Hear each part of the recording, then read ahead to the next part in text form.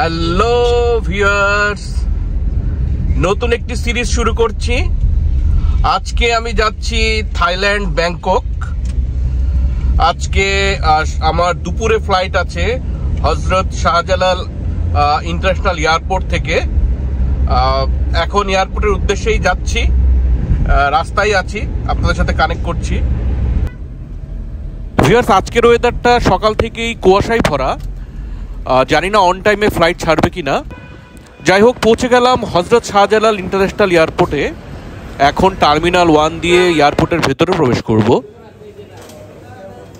Thai এয়ারওয়েজের check in কাউন্টারে দাঁড়িয়েছি। এখানে আমি আমার চেক ইন ব্যাগটি জমা দিয়ে আমার বোর্ডিং পাস কালেক্ট করব। আজকে আমি ভ্রমণ করছি ঢাকা থেকে থাইল্যান্ডের ব্যাংককের উদ্দেশ্যে থাই এয়ারওয়েজের TJ322 ফ্লাইট দিয়ে, যেটি ছেড়ে যাবে লোকাল সময় দুপুর 1:40। ভিউয়ার্স, আপনারা জানেন ইমিগ্রেশনে ভিডিও করার সুযোগ নেই, তাই ইমিগ্রেশন শেষ করে আবার কানেক্ট করব। EBL স্কাই লাউঞ্জে যাচ্ছি কারণ হাতে এখনো কিছুটা সময় রয়ে গেছে।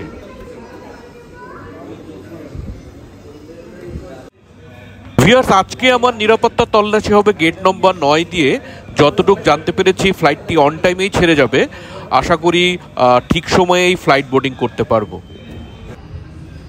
ভিউয়ার্স, দেখছেন আজকের আমার নির্ধারিত ফ্লাইট থাই এয়ারওয়েজের বোয়িং 787 ড্রিমলাইনার 800, যেটি ওয়াইড বডি বিশিষ্ট একটি ফ্লাইট এবং খুবই ফুয়েল এফিশিয়েন্ট। কিন্তু ফ্লাইটটি দেখে অনেকটাই পুরনো মনে হচ্ছে। অবশেষে ফ্লাইট বোর্ডিং এর কল এলো। থাই এয়ারওয়েজ ঢাকা ব্যাংকক রুটে খুব ভালো সার্ভিস প্রোভাইড করে থাকে শুনেছি। আশা করি ফ্লাইট এক্সপিরিয়েন্স অনেক ভালো হবে।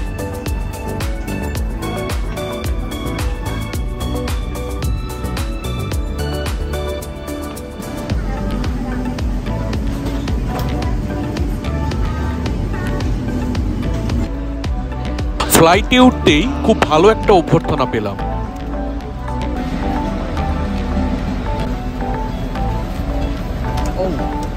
Sleep to one, right? Yeah, sleep to one. Yeah, I think you were right. Yeah, 50 is here. আজকে আমি ভ্রমণ করছি ইকোনমি ক্লাসে। যেহেতু এটি বোয়িং এর ড্রিমলাইনার, তাই সিট কম্বিনেশন হচ্ছে 3, 3 এবং 3।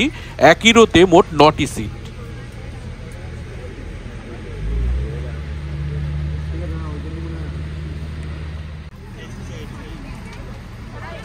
বোয়িং ড্রিমলাইনারের লেগ স্পেস আমার কাছে খুব একটা আউটস্ট্যান্ডিং মনে হয়নি, যদি আমি কম্পেয়ার করি এয়ারবাসের 380 অথবা 350-এর মতো না।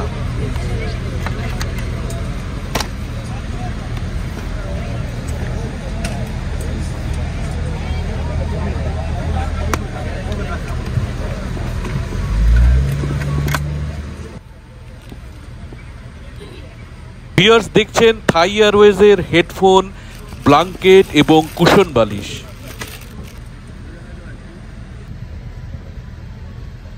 ক্যাপ্টেন অ্যানাউন্সমেন্ট এলো এবং ফ্লাইটটি অন টাইমেই ছেড়ে যাচ্ছে। ফ্লাইটটি ছাড়ার আগে সেফটি ইনস্ট্রাকশনসগুলো খুব ভালোভাবে দেখিয়ে নেওয়া হচ্ছে।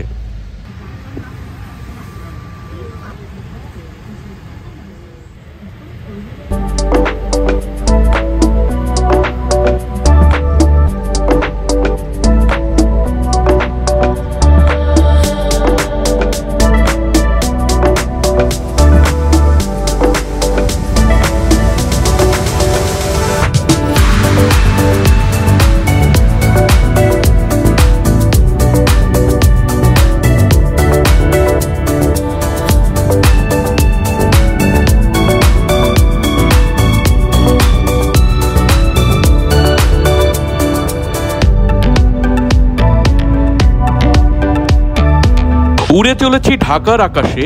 কুয়াশাচ্ছন্ন আকাশ থেকে ঢাকা শহরকে দেখতে অন্যরকম মনে হয়।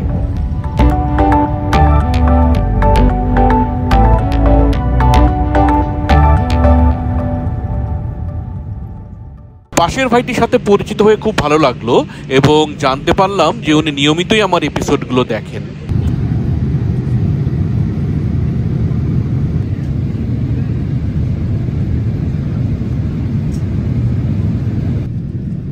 কিছুক্ষণ বাদে লাঞ্চ প্রোভাইড করা হলো। থাই এয়ারওয়েজের খাবার আমি ফার্স্ট টাইম খাচ্ছি, খেতে ভালোই।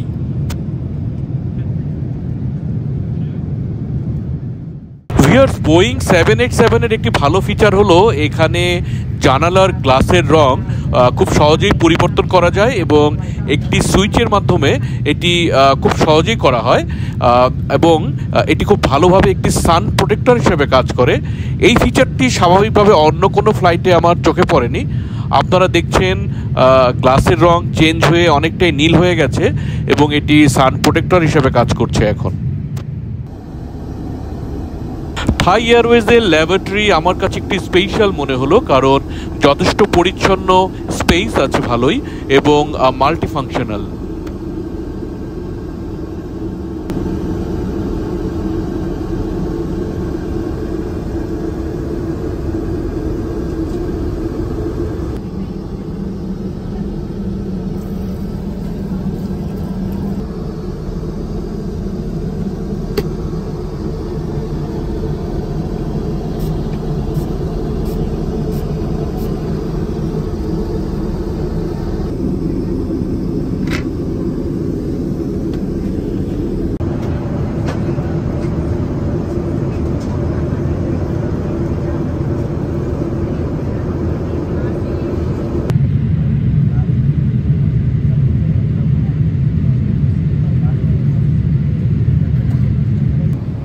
ফ্লাইটটি টার্বুলেন্সের মধ্যে দিয়ে যাচ্ছে, তাই সিট বেল্ট বেঁধে বসে থাকা ছাড়া আর কোনো উপায় নেই। ভিউয়ার্স, ক্যাপ্টেন কর্তৃক ল্যান্ডিং এর ঘোষণা এসেছে এবং চলছে একেবারে শেষ পর্যায়ের প্রস্তুতি। ক্যাবিন ক্রুরাও ল্যান্ডিং এর আগে স্ব আসনে বসে পড়েছে।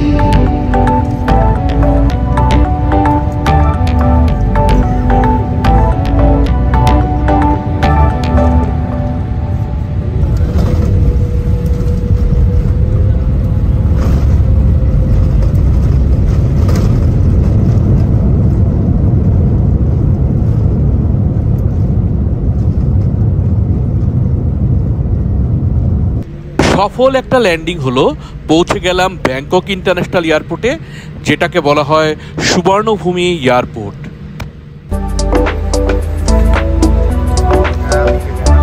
Thank you.